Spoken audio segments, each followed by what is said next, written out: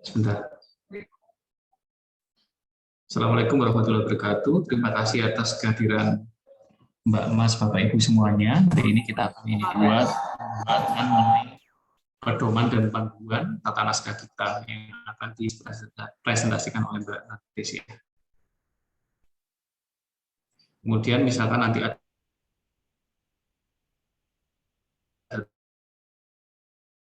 tanya jawab, bisa memotong, boleh izin memotong, kemudian kita bisa berikan tanggapan langsung. Misalkan nanti ada yang belum datang dan belum bisa mendengarkan materi ini, saya sudah merecord, kemudian saya upload di kanal YouTube RSUD Siber. Nanti linknya akan saya bagikan. Terima kasih. Terima kasih. Waktunya 40 menit. Ya, Assalamualaikum warahmatullahi wabarakatuh. Sebelumnya terima kasih Dr. Arif sudah memulai pertemuan hari ini terkait pembahasan penyusunan pedoman dan panduan. Untuk pembahasan di Zoom kali ini, saya ingin mewakili Bu Ima, Kasubag TU yang tidak bisa hadir untuk di Zoom hari ini karena ada keperluan ke Jasara Harja bersama dengan Bu Lasmi. Jadi nanti apabila ada pertanyaan dan masukan, monggo bisa disampaikan, nanti akan ditampung dan ketika Bu Ima sudah balik akan saya sampaikan kepada Bu Ima. Jadi untuk mempersingkat waktu, izin saya mulai untuk terkait pembahasan ini, terkait format pedoman dan panduan. Untuk pedoman dan panduan itu sendiri, pedoman itu sejatinya adalah kumpulan ketentuan dasar yang memberi arah bagaimana sesuatu harus dilakukan, atau hal pokok yang menjadi dasar untuk menentukan melaksanakan kegiatan. Kalau panduan itu petunjuk untuk melaksanakan kegiatan. Jadi perbedaan antara pedoman dan panduan ini adalah kalau pedoman ini membahas hal yang lebih luas. Jadi keseluruhan atau beberapa kegiatan itu dibahas di pedoman. Kalau panduan hanya membahas satu kegiatan saja. Gitu.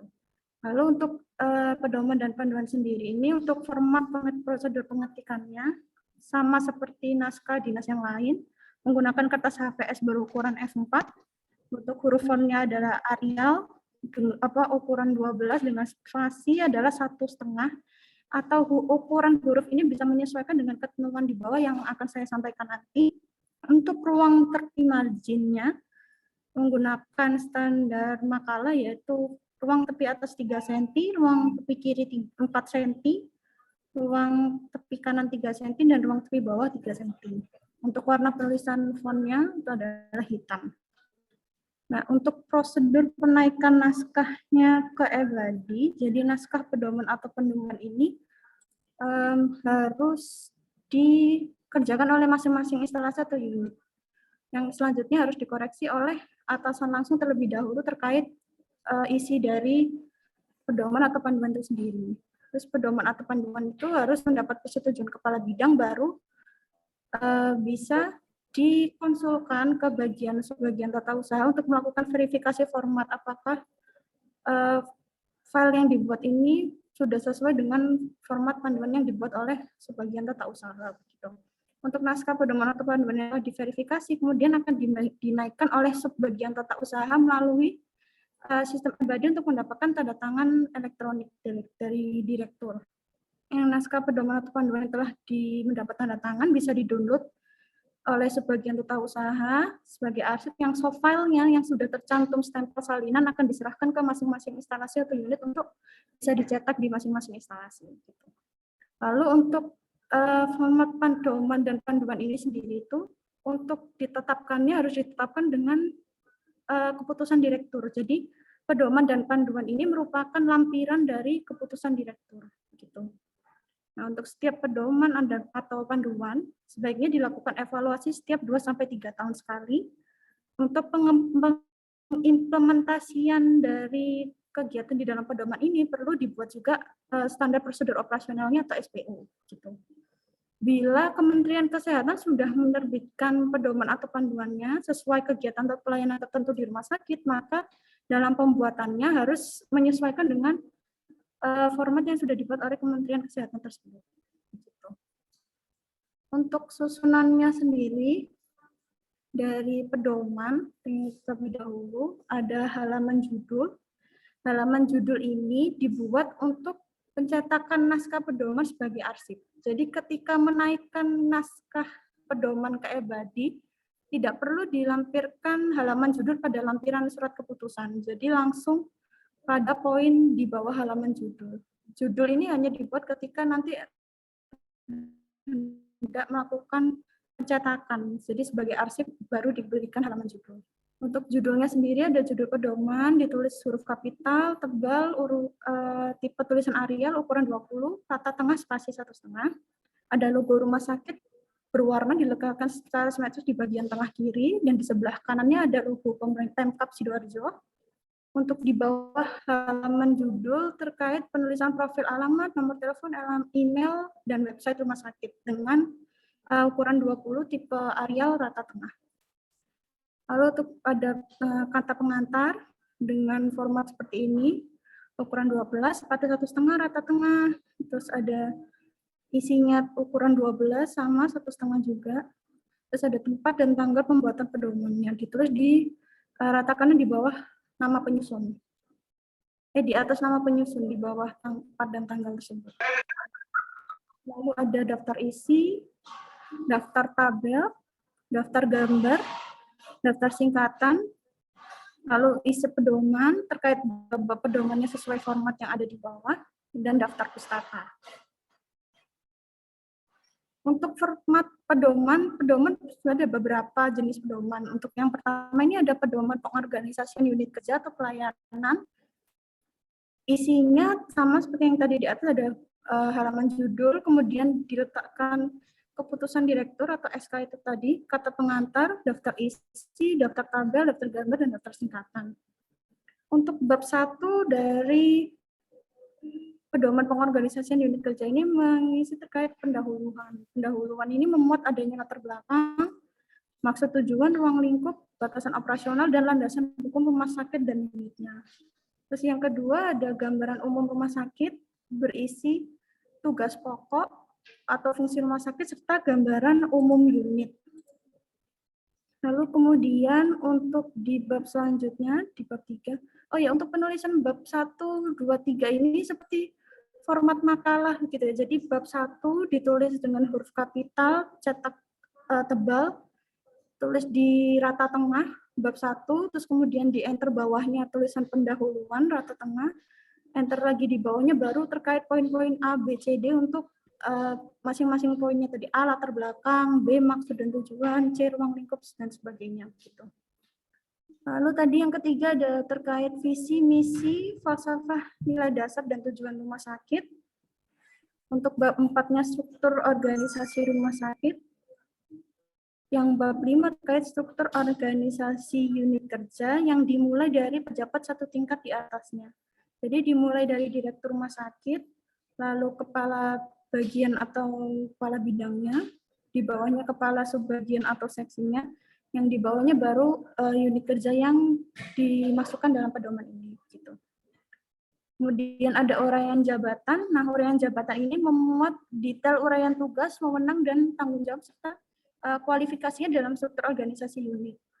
Biasanya dalam penulisan uraian jabatan ini dimasukkan dalam format tabel seperti ini. Jadi tulisan uraian tugas, terus jabatannya apa, terus di bawahnya ini ada tabel memuat kualifikasi seperti pendidikan, pengalaman kerja, keterampilan, pelatihan, dan lain-lain. Terus ada tanggung jawab dari jabatan itu apa, wewenang jabatannya apa, juga ada tugas pokok dan uraian tugasnya seperti apa begitu. Lalu terkait tata hubungan kerja, ini memuat tata hubungan kerja unit dengan unit lain baik secara internal atau secara eksternal. Untuk contoh di tulisan bab 7 tata hubungan kerja ini biasanya dibuat skema hubungannya antara unit internal dengan unit eksternal, dibuatkan dalam struktur skema seperti itu. Untuk bab 8 ada pola ketenagaan dan kualifikasi personil. Ini memuat kualifikasi yang dibutuhkan, kebutuhan tenaganya, dan tata cara perhitungan tenaga atau pola ketenagaan. Sama seperti bab 6 tadi, jadi di dalam bentuk tabel, isi tabelnya ada kolom nama jabatan, Kemudian di samping ada kualifikasi, memuat kolom pendidikan dan sertifikasi. Yang paling ujung adalah kolom jumlah kebutuhan, ujung kanan.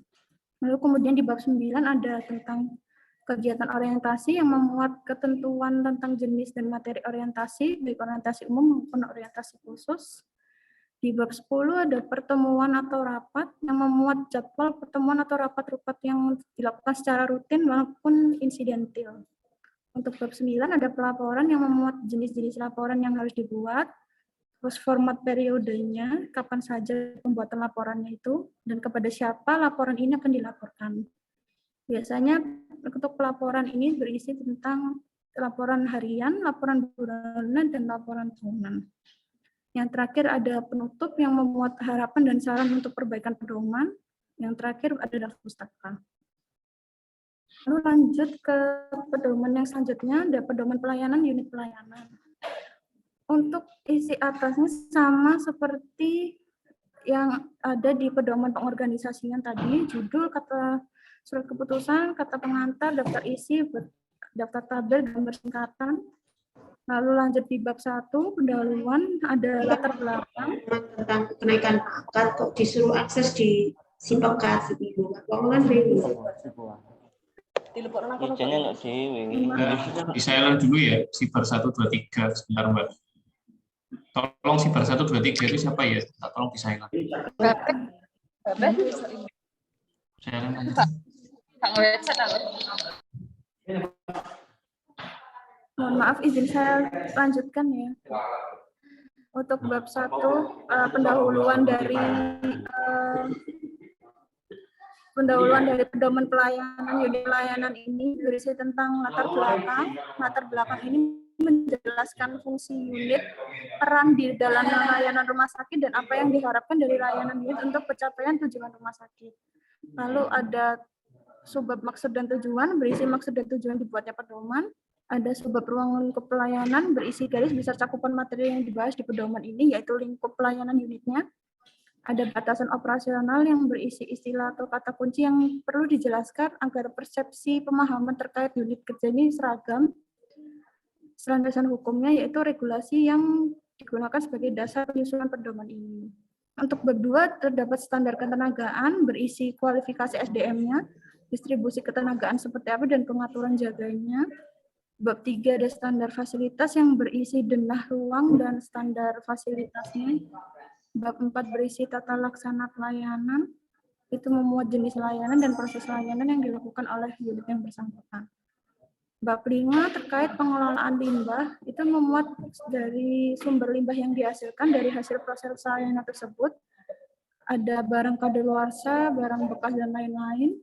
Jenis limbah yang dihasilkan, ada limbah umum berbahaya, infeksius atau radioaktif, bisa dijabarkan di situ. Bentuk limbahnya, cair, padat, atau gas, dan cara mengelola atau menangani limbah yang dilakukan oleh unit yang bersangkutan. Untuk bab 6 ada logistik, memuat tentang kebutuhan barang rutin dan non-rutin yang dilakukan unit yang bersangkutan. Meliputi isinya berisi barang yang dibutuhkan, cara memperolehnya, cara penyimpanan, ada cara pengawasan dan pengendaliannya, serta pencatatan dan laporannya terkait kebutuhan BHP dan farmasinya. Untuk di bagian farmasinya. Bab 7 terkait keselamatan pasien, ada pengertian dasar, tujuan sama tata laksana keselamatan pasien. Ada keselamatan kerja, memuat faktor risiko terjadinya kecelakaan kerja di unit yang bersangkutan, serta cara penanganannya seperti apa terkait risiko kecelakaan kerja tersebut. Lalu ada pengendalian mutu, membuat gambaran umum mutu layanan yang diharapkan dari unit, hal yang harus dilakukan untuk menjaga mutu layanan, dari standar input, proses, dan outputnya, pengukuran kepuasan pelanggannya, penanganan keluhan, saran pelanggan, serta indikator mutu dan sasaran mutu unitnya. Untuk pencatatan dan pelaporan, memuat jenis pencatatan dan pelaporan yang harus dibuat, formatnya seperti apa, untuk periode pembuatan pencatatan dan pelaporannya kapan, dan kepada siapa pelaporan ini disampaikan. Untuk penutup, memuat harapan dan saran perbaikan pedoman, sama seperti di pedoman yang pengorganisasian tadi. Dan terakhir, daftar pustaka.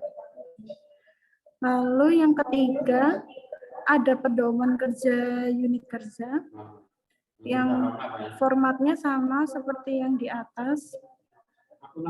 Ada menjutur, pengantar, daftar isi, tabel, gambar singkatan. Lalu bab 1 ada pendahuluan. Pendahuluan ini sama berisi juga latar belakang, ruang lingkup, batasan operasional, dan landasan hukum. Nah, untuk bab 2 sama juga berisi standar ketenagaan, yaitu ada kualifikasi SDM, distribusi ketenagaan, pengaturan jaga. Bab 3 standar fasilitas, denah ruang dan standar fasilitas. Bab 4 berisi tata laksana pelayanan. Bab 5 berisi keselamatan kerja. Bab 6 berisi pengendalian mutu. Dan bab 7 berisi penutup yang sama untuk memuat harapan dan saran perbaikan pedoman. Dan yang terakhir daftar pustaka. Lalu untuk pedoman kerja komite atau tim, formatnya sekali lagi sama seperti yang di atas. Halaman judul, pusat keputusan, kata pengantar, daftar isi, daftar tabel, daftar gambar singkatan. Bab 1 pendahuluan, untuk latar belakangnya menjelaskan fungsi komite atau tim itu, perannya di layanan rumah sakit, dan apa yang diharapkan dari kegiatan komite itu untuk mencapai tujuan dari rumah sakit itu sendiri. Lalu ada ruang lingkup kegiatan, berisi garis besar cakupan materi yang dibahas di pedoman, yaitu lingkup kegiatan komite atau timnya. Ada batasan operasional, itu berisi istilah atau kata kunci yang perlu dijelaskan. Ada landasan hukum membuat regulasinya. Terus yang kedua ada struktur organisasi komitenya, yang dimulai dari pejabat satu tingkat di atasnya, yaitu dimulai dari direktur. Lalu ada uraian jabatan, memuat tentang detail uraian tugasnya, wewenang, tanggung jawab, kualifikasi yang ada di struktur organisasi komitenya itu sendiri atau tim. Untuk tata laksana kegiatan, memuat jenis kegiatan dan proses kegiatannya yang dilakukan oleh komite atau tim yang bersangkutan. Ada tata hubungan kerja yang memuat tentang tata hubungan kerja unit atau komite atau tim secara internal atau eksternal yang disampaikan dalam bentuk skema seperti yang tadi. Keselamatan kerja memuat faktor risiko kecelakaan kerja dan penanganan. Pertemuan atau rapat ini tadi sama seperti jadwal pertemuan dan rapat-rapat rutin yang insidentil. Pelaporan, itu ada laporan harian, bulanan, dan tahunan, juga ada penutup dan daftar peserta. Lalu yang di bawah ini adalah format pedoman. Mbak Firda minta tolong diturunkan lagi sedikit. Nah, itu format pedomannya. Yang format pedoman ini adalah format pedoman dasar untuk mengatur pedoman yang tidak disebutkan jenisnya di atas tadi. Jadi dimulai dari halaman judul, keputusan direkturnya, kata pengantar, daftar isi, tabel, gambar singkatan. Bab 1 pendahuluan itu adalah latar belakang, ruang lingkup landasan hukumnya. Lalu ada tinjauan pustaka. Nah, untuk yang bab 3 atau isi tentang pedoman ini tuh disesuaikan dengan materi yang harus dipenuhi pada standar akreditasi yang belum dijelaskan di beberapa jenis pedoman yang ada di atas tadi. Itu menggunakan format pedoman yang nomor 6 ini. Terus ada bab 4 penutup, yang terakhir ada daftar pustaka. Itu untuk pembahasan format pedoman. Mungkin ada masukan atau saran, atau bisa langsung dilanjutkan ke panduan dulu. Dilanjut aja dulu. Sekalian kalau ada yang tanya bisa tanya langsung.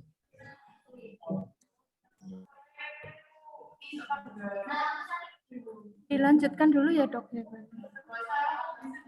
Ya Mbak, dilanjut aja. Oh iya Pak. Lalu yang selanjutnya ada format panduan. Ini seperti yang sudah saya sampaikan tadi, izin di scroll ke bawah lagi Mbak Firda. Nah, ini untuk yang terakhir ada format panduannya itu sendiri. Itu isinya terkait sama seperti punya pedoman, ada halaman judul, keputusan direktur, kata pengantarnya, daftar isi, daftar tabel, gambar dan singkatan. Lalu bab 1 ini terkait definisi yang memuat latar belakang, tujuan, batasan operasional dan landasan hukumnya. Bab 2 ini terkait ruang lingkupnya, ruang lingkup panduannya. bab 3 nih tata laksana yang memuat tata laksana penjabaran ruang lingkup. Nadia, minta naik sebentar Mbak Nadia, lihat keterangan sebelum daftar isi. Ada kan di nomor 1. Naik lagi. Nah iya, yang nomor 1 ini Mbak. Iya, Iya, ini harus ada kebirnya ya. iya betul Bu Rizka. Kebir terkait misalnya panduan asuhan keperawatan, berarti kita buatkan kebir panduan asuhan keperawatan ya Mbak? Iya betul. Betul. Oh, iya. Iya, jadi panduan atau pedoman ini dimasukkan sebagai lampiran dari keputusan direktur. Iya, iya. Oke. Ya, terima kasih. Izin saya lanjutkan lagi ya Bu. Untuk yang di format panduan,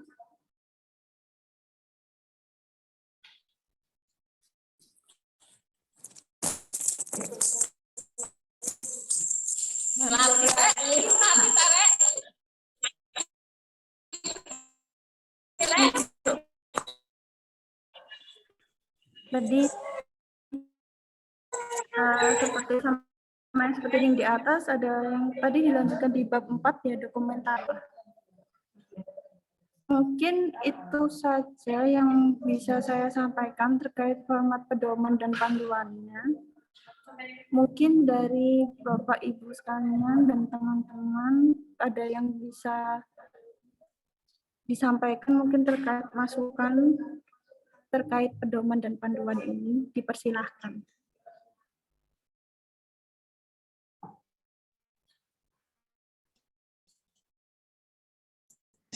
Silakan Mas Bunda, Bapak Ibu semuanya ya. mau tanya jawab, silakan. Ya, terima kasih Mbak Nadia. Mungkin yang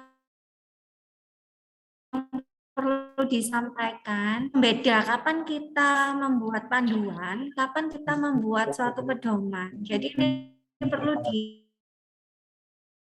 biar kita sama persepsinya Mbak Nadia.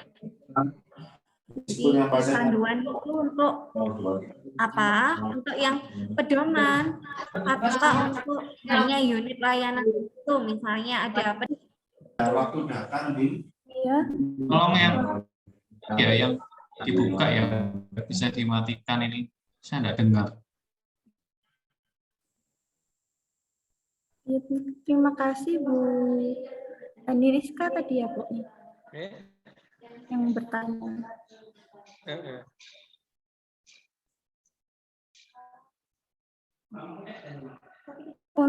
Untuk Bu Rizka tadi ya Dok.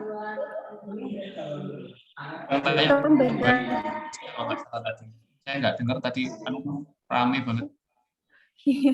Itu tadi pertanyaannya terkait pembedanya kapan pedoman digunakan, kapan panduan digunakan gitu. Kalau pedoman itu digunakan untuk membahas beberapa kegiatan dijadikan satu. Gitu. Jadi lingkupnya pedoman itu lebih luas. Kalau untuk panduan hanya meliputi satu kegiatan saja. Misalnya di tata usaha, misalnya tentang naskah dinas. Nah, untuk membahas seluruh format naskah dinas itu namanya pedoman, dimasukkan di pedoman gitu. Karena membahas beberapa macam jenis naskah dinas di dalamnya. Kalau hanya membahas satu naskah dinas, misalkan hanya keputusan direktur saja begitu, itu berarti masuknya di panduan di luar gitu. Mungkin bisa dipahami ya. Yang lebih sederhana mungkin Bu Hani Rizka sudah masuk lah. Kalau yang di pedoman itu yang sifatnya lebih luas dan lebih kompleks, seperti itu ya Mbak. Iya betul Dok.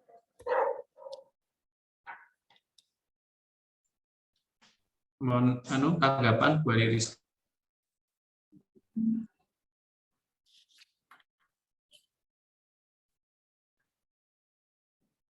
Kalau tidak ada mungkin bisa direcord ulang. apa namanya, Bu Ima sudah datang nggak? Sudah bisa bergabung nggak? Belum bisa dok untuk Zoom hari ini. Jadi mungkin kalau ada pertanyaan dan masukan akan saya tampung dulu. Gitu. Nanti Atau mungkin sudah ada, disampaikan ya. ya, ada Bapak Ibu Ya. yang mau menambahkan juga enggak apa-apa.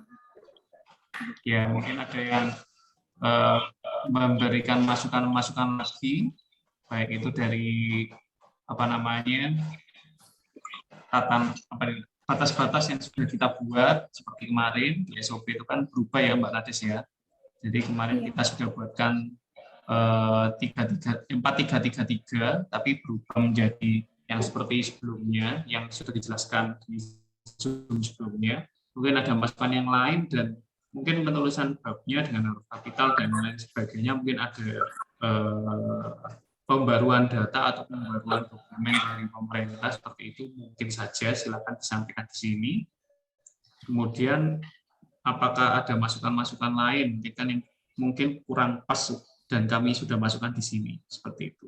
Mungkin nanti kalau mau beri masukan, kalau tidak itu dasarnya dari mana gitu. Jadi biar kita penyusun tata naskah ini bisa tahu kesalahan kita itu karena kalau melihat dari misalkan kita aturan tata naskah Pemda dan lain sebagainya. Itu mungkin Mbak Nadia. Mungkin Bapak Ibu ada yang perlu ditambahkan lagi dari format pedoman dan panduan ini, atau mungkin ada penyampaian saya yang kurang tepat, mungkin bisa ditambahkan. Iya, waktu kurang 10 menit lagi soalnya. Mohon maaf Mbak Nadia, apa bisa dinaikkan di pedoman ya? Coba bisa di scroll ke atas. Sebentar saya naikkan. Kami. Halaman berapa Bu? Halaman berapa? Yang pedoman, naik. Naik Untuk pedoman. Ya. Sudah terlihat Bu. Ini pedoman, saya judul ini. Ya, 1.3 yang ya. 1.3 pedoman Ya. itu kan yang nomor 1, setiap pedoman harus ditetapkan dengan keputusan Direktur Rumah Sakit. Ya. Terputus Bu Deriska sinyalnya.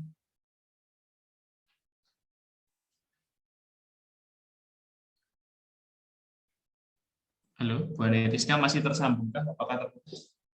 Terputus. Ya, terlempar sepertinya. Mungkin sambil menunggu Bu Haniska kembali, mungkin Bapak Ibu yang lain ada yang menambahkan masukan. Mungkin Dr. Harinda kalau masih hadir di sini. Atau ada masukan yang lain karena ini pesertanya 54 Mbak Nades banyak. Interupsi Mbak Nadia. Iya Mbak Rismi, silakan Mbak Rismi. Silakan Mbak Rismi. Iya, saya Oh, silakan Mbak. iya, saya lanjutkan.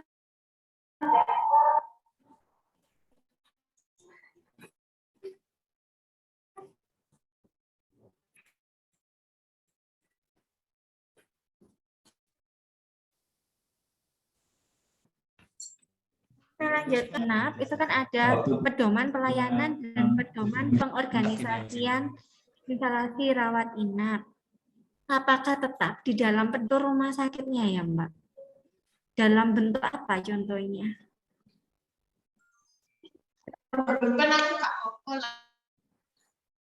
Kalau di dalam panduan akreditasi, kalau untuk semua pedoman maupun pedoman itu biasanya dilampirkan di keputusan direktur. Jadi tadi misalkan Bu Aniliska terkait pelayanan di unit rawat jalan atau rawat inap? Rawat inap misalnya. Oh, rawat inap. Jadi untuk surat keputusannya terkait, jadi surat keputusan pemberian pelayanan rawat inap gitu misalnya. Itu di pedoman pengorganisasian juga iya. Iya. Jadi jadi lampiran gitu. Ya, ya Pak. Kalau memang saya tahu memang yang pedoman pelayanan sama kayak pedoman umum misalnya hak pasien dan keluarga memang ada nanti keputusan direktur yang kita lampirkan di depan biasanya. Iya, Sebelum masuk di daftar itu ada SK, ada keputusan direktur atau peraturan direktur mungkin. iya betul Mbak, seperti itu. yang benar itu peraturan direktur apa keputusan direktur ya? Ada Itu sendiri-sendiri. jadinya keputusan direktur. Ani Rizka. Setelah saya cek lagi sama Bu Ima di panduan akreditasi, itu tercantumnya keputusan direktur. Memang ada di beberapa panduan di rumah sakit lain, itu penulisannya dilampirkan peraturan direktur atau keputusan direktur gitu. Tapi untuk menyeragamkan, mungkin menggunakan keputusan direktur gitu. Mungkin kan bingung kapan menggunakan peraturan direktur atau kapan menggunakan keputusan direktur begitu. Jadi mengacu di panduan akreditasi tadi, akhirnya ditetapkannya jadinya Keputusan direktur aja. Ya biar tidak terlalu banyak isinya jika dilampirkan dari peraturan direktur kan yang disampaikan babnya kan terlalu panjang. Jadi karena lampirannya banyak, jadi mungkin lebih baik keputusan direktur. Mungkin seperti itu ya, Bu Rizka.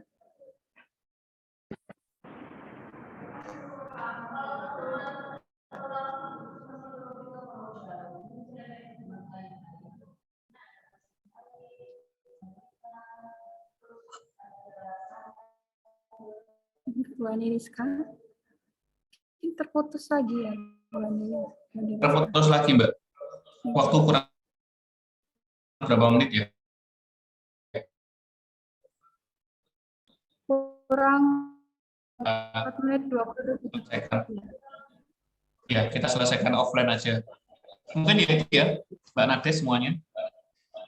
Nanti untuk masukan-masukan bisa offline, bisa WA ke kami, ke Mbak Nades ya Mbak ya. Nanti akan kita diskusikan dulu.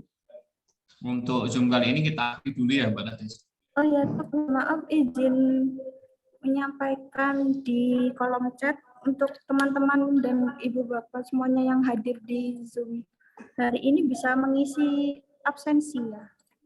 Sebentar saya kirimkan.